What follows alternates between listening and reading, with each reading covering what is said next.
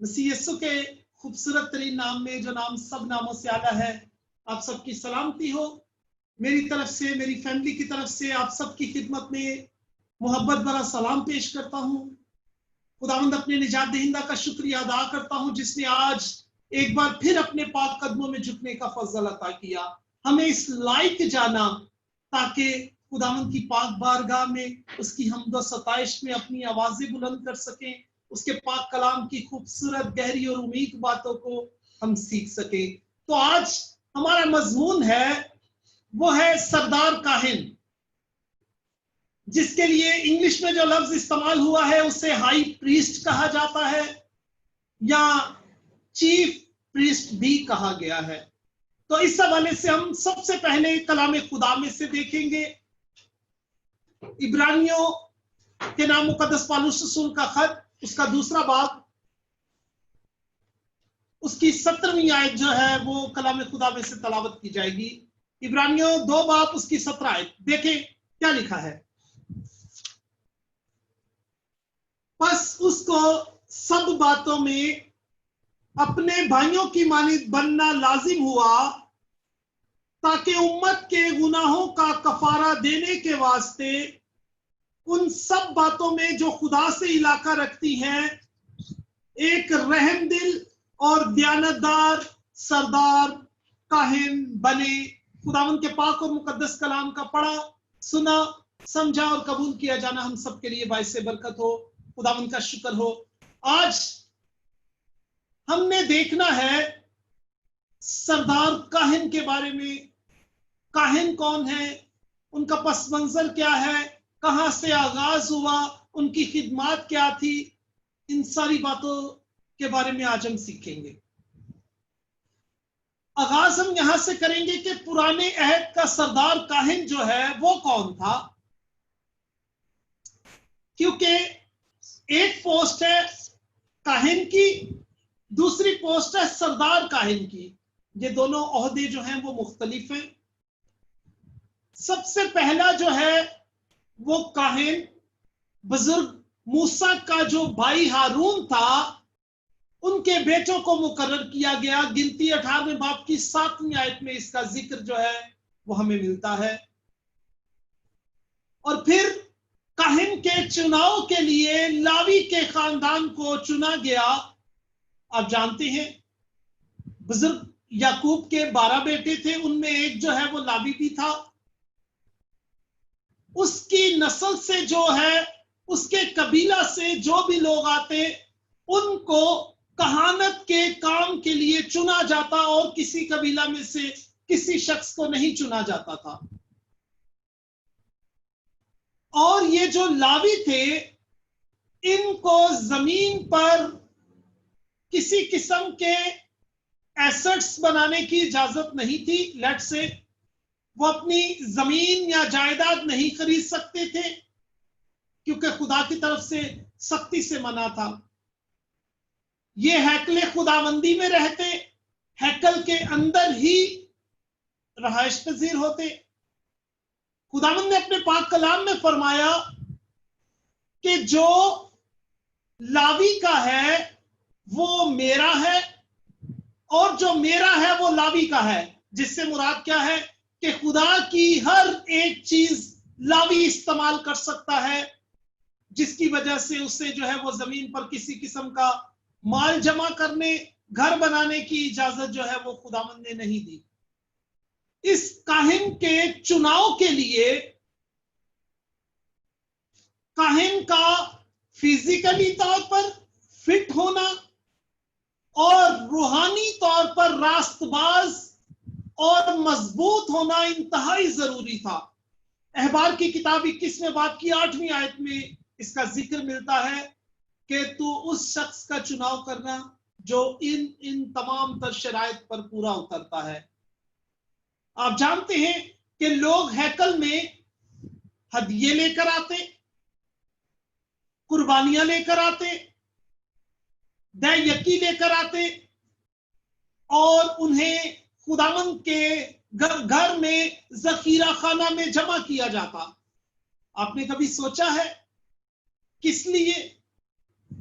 जिसकी वजह से मलाकी की किताब में खुदावन जो है वो बनी नौ इंसान से जो है वो थोड़ा गिला और शिकवा भी करता है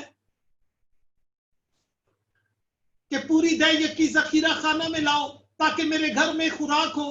क्योंकि वजह ये थी कि काहिनों को, लावियों को और जितने भी हैकल के अंदर खिदमत गुजार लोग थे वो सारे इस जखीरा खाना से खाते थे। उनकी सारी जरूरियात यहां से खुदावंद के घर से पूरी होती थी, जिसकी वजह से वो जो कुर्बानियां आती, हदिये आते, दैयकियां आती, वो ये लावी, काहिन और दीगर तमाम तर खिदमत गुजार लोग जो हैकल के अंदर रहते वो इनको खाते और अपनी जिंदगी का गुजर बसर करते। मुकद्दस हैकल का ढांचा जो है वो एक बहुत ही खास तरह से डिजाइन किया गया था। आप खुदावंद से प्यार करने वाले लोग हैं, आपको पता है उस हैकल का पूरा नक्शा जो है वो खुदा ने एक एक इंच का आसमान से बताया, किस तरह से बनाना है, कहां से क्या करना है।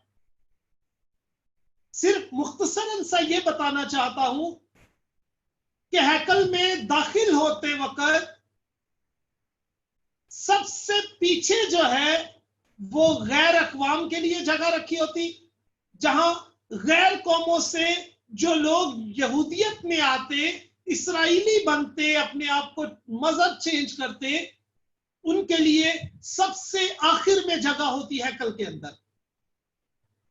उसके बाद जो है वो औरतों के लिए एक अलग से जगह छोड़ी होती, जिस तरह हमारे गिरजाघरों में होता है, बहनें एक तरफ बैठती हैं, भाई जो है वो एक तरफ बैठते हैं। इसी तरह हैकल के अंदर भी गैर कौम के लोगों के लिए अलग सेशन था, औरतों के लिए अलग सेशन था, मर्दों के लिए अलग सेशन था, और फिर म्यूजिशियंस जो थे उनके लिए अलग सेशन था, काहिनों के लिए अलग सेशन था। और इस तरह से हैकल को जो है वो डेकोरेट किया होता इबादत के दौरान। हैकल में दो तरह के मुकाम होते, नंबर 1 पाक मुकाम, और दूसरा मुकाम जो है उसे पाक तरीन मुकाम कहा जाता है। जैसे आसानी के तौर पर बता रहा हूं, इसे आप समझ सके, ताकि हम चर्च में इंटर होते हैं, चर्च तो पूरा खुदा का घर है, पाक है, लेकिन एक जगह वो होती है पुलपट या मंबर, जहां पर खुदा के खादम जो हैं वो सामने खड़े होते हैं और मज़बा के ऊपर खड़े होकर वो पाक कलाम का बयान करते हैं। वो जगह जो है वो हमारे नजदीक ज्यादा पाक होती है, क्योंकि वहां पर हर शख्स को जाने की इजाजत नहीं होती। इसी वजह से हैकल के अंदर भी एक पाक मुकाम था, जहां पर जो है वो लोग चलते फिरते आते जाते, और एक पाक तरीन मुकाम था जहां पर किसी भी शख्स को जाने की इजाजत नहीं थी। इवन के काहिन भी उसके अंदर नहीं जाते, सिर्फ और सिर्फ सरदार काहिन जो है वो पाक तरीन मुकाम के अंदर जा सकता था, लेकिन वो भी साल में एक मर्तबा। वो भी मैं आपको बताऊंगा कि 7वें महीने की यहूदी कैलेंडर के मुताबिक, हमारे कैलेंडर के मुताबिक नहीं, यहूदी कैलेंडर के मुताबिक 7वें महीने की 10 तारीख को सरदार काहिन जो है वो पाक तरीन मुकाम में दाखिल होता। और ये सरदार काहिन जो है ये यहूदियों का सबसे बड़ा रूहानी पेशवा है। पुराने अहदनामा में सरदार काहिन को या काहिन को खुदा और इंसान का दरमियानी समझा जाता, और कौम जो है वो सरदार काहिन के पास, काहिनों के पास आती, खुदावंद से उसकी रजा और मर्जी दरियाफ्त करती कि हमारे बारे में खुदावंद की क्या रजा है, क्या मर्जी है। लोग काहिनों के पास आते कि हमसे ये गलती कता सरजद हुई है, इसके इवज में हमें कौन सी कुर्बानी देनी पड़ेगी, इसका माफ कीजिएगा, इसके इवज में हमें क्या कफारा, क्या फिदिया देना पड़ेगा। और यही वजह थी जिसकी वजह से वो काहिनों के पास आते और खुदावंद की रजा और मर्जी को दरियाफ्त करते। और काहिन जो है उनमें से चंद एक जो अपने आप को पेश करते कि इस साल जो है वो मैंने सरदार काहिन की खिदमत का काम सरंजाम देना है, तो वो जितने भी लोग अपने आप को पेश करते सरदार काहिन की खिदमत के लिए, वो पूरा साल, गौर कीजिएगा, पूरा साल जो है वो अपने आप को पाक करता, हर तरह की निजासत से दूर रहता, हर तरह के गुनाहों से दूर रहता, क्योंकि वो एक खास किस्म की खिदमत के लिए जो है वो इस साल जो है अपने आप को पेश करने वाला है। और जब वो सारे लोग जिन्होंने अपने आप को पेश किया है पूरा साल अपने आप को पाक और साफ रखते, फिर भी कुर्रा डाला जाता, और कुर्रा जिस शख्स के नाम का निकलता वो पाक तरीन मुकाम में जा सकता था। और सरदार काहिन का लिबास जो है वो दूसरे तमाम लोगों से मुख्तलिफ होता। खास लिबास के साथ साथ जो है वो एक कमरबंद जो है, जिस तरह से जो है फादर्स वगैरह पहनते हैं, कमर के ऊपर एक रस्सी टाइप की, उसे कमरबंद कहा जाता है। और इसकी एक खास वजह होती कि जब सरदार काहिन पाक तरीन मुकाम में जा रहे हैं तो ये कमरबंद जो उनके जो है वो कमर के चारों तरफ बंधा होता, ये बहुत ही बड़ा होता। इसके साथ जो है वो घंटियां बंधी होती। क्यों होती उसके बारे में भी मैं आपको बताऊंगा, ताकि आगे चल के आपको पता चल सके कि इस लिबास की खास वजह क्या थी।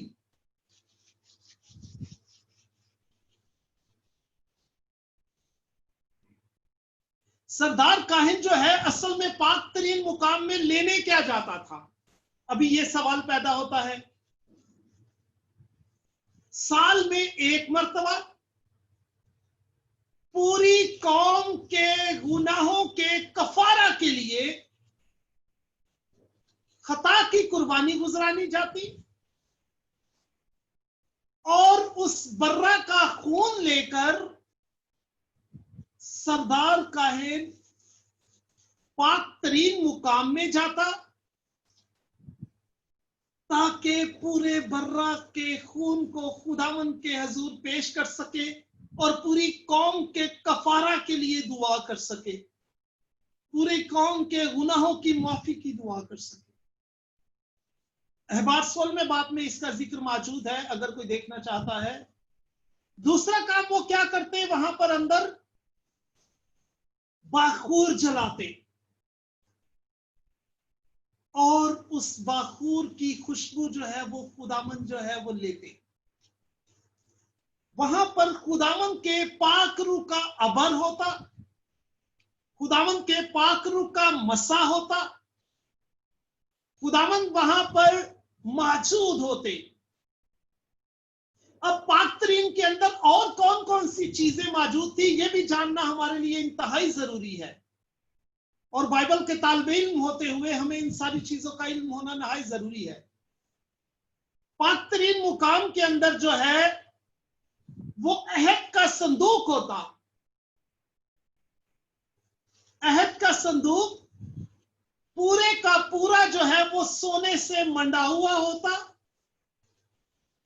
उसके ऊपर दो करोबी यानी कि दो फरिश्ते एक उस तरफ बनाया होता, जिनके पर जो है वो फैले हुए होते, जिससे मुराद ये होती कि खुदावन के फरिश्तगान अहद के संदूक के ऊपर जो है वो अपने परों को फैलाए हुए हैं और इनकी हिफाजत करते हैं। अब सवाल यह पैदा होता है कि उस अहद के संदूक के अंदर क्या चीजें थी। यह भी दिलचस्पी से खाली नहीं है, तो आपको बताना चाहता हूं, उसके अंदर आसमानी मन जो खुदा ने कौम बनी इस्राएल को सफर में खिलाया, बियाबान में खिलाया, उसे एक मर्तबान के अंदर जो है वो जमा किया गया और अहद के संदूक में रखा गया, ताकि आने वाली नस्लों को हम बता सके कि ये वो मन है जो हमें खुदावन ने बियाबान में और जंगलों में खिलाया, जब हमारे पास खाने के लिए कोई चीज नहीं थी। अहद के संदूक के अंदर दूसरी चीज वो 2 लोहे थी, जिन पर 4 अहकाम और 6 अहकाम जो है वो खुदावंद ने अपने हाथ की उंगली से लिखे।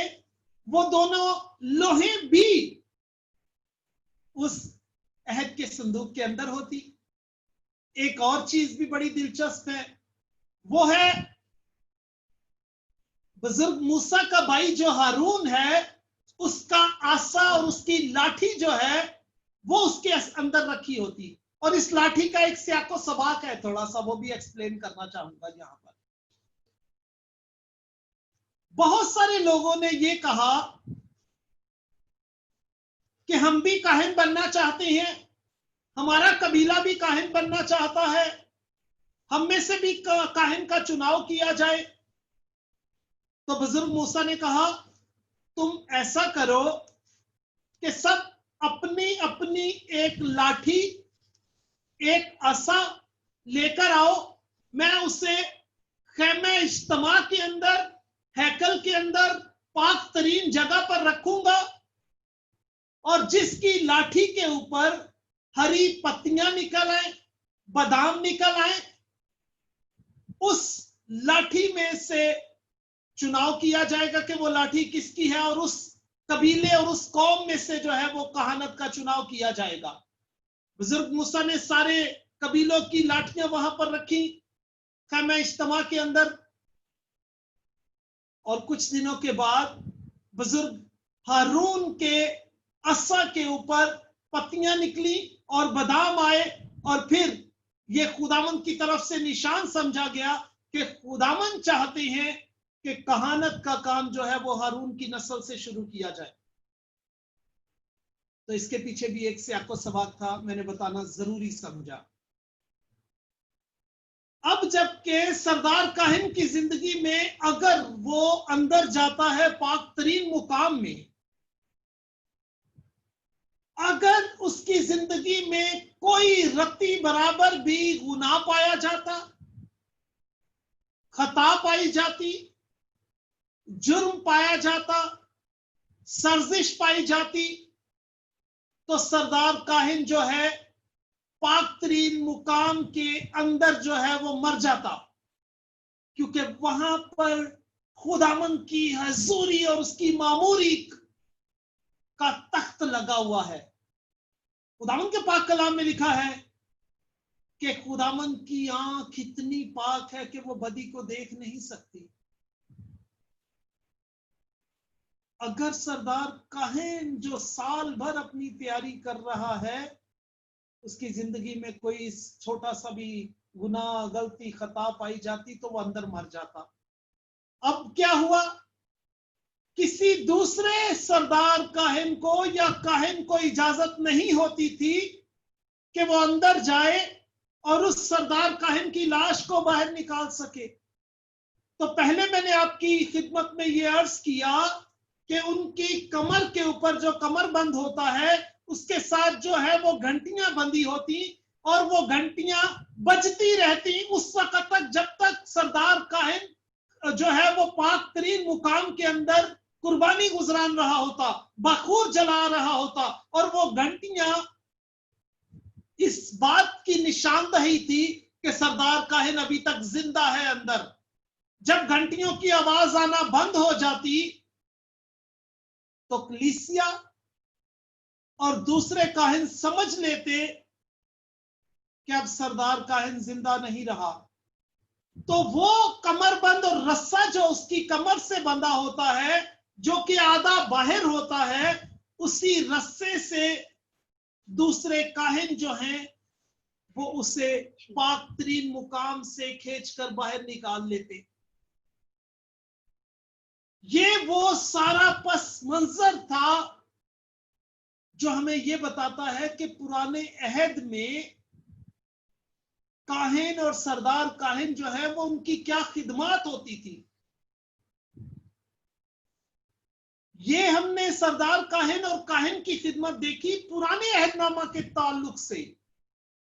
हवाला जो हमने पढ़ा है ये नए अहदनामा का काहिन है। इसके बारे में हम कल कंटिन्यू करेंगे और सीखेंगे कि ये जो नए अहद का सरदार काहिन है, इसने कौम की, उम्मत की और पूरी दुनिया की निजात और कफारा का काम किस तरह से सरअंजाम दिया।